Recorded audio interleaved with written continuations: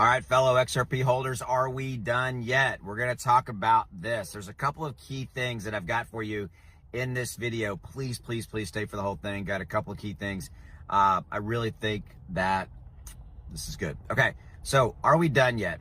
Is the worst behind us? So we've come through a really rough November, and quite honestly, the majority of 2025 not been hugely great for XRP. Now, we had a 70+% move up in July, and then that was kind of it. We had a little bounce at the beginning of the year too, but for the most part, 2025 not been hugely great for XRP. Now, we maintained our levels. We've had some volatility, obviously, but so yes, I think the answer to the question is the worst behind us?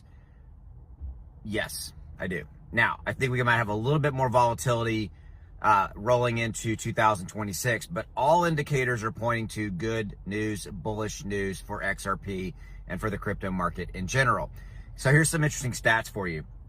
We've just come out of 18 days where we were in extreme fear. You know, the fear and greed index, where it measures market sentiment and how people feel about the market, etc. We had 18 straight days in November for extreme fear. We've moved up into the fear range. We're running at about a 20 right now, and that's put us, in that fear range outside of extreme fear. And in that, I was looking at a chart this morning. Bitcoin and XRP moves along that curve of fear. If the market is in extreme fear mode, obviously asset prices, Bitcoin, XRP moves down.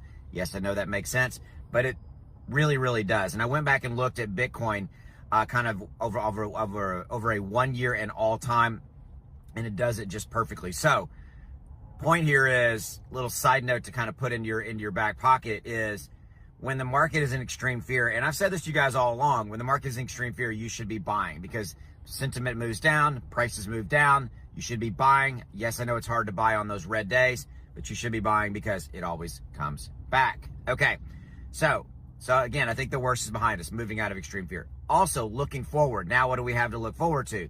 We've got, on December 1, just a few days away, we have the Federal Reserve is going to end quantitative tightening. And I've been talking about this in videos, but this is a big deal, guys.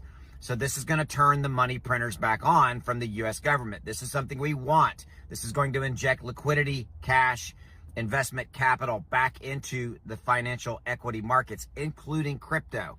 Okay, it's going to help ease interest rates, things of this nature. So if people are looking out there to borrow money for a house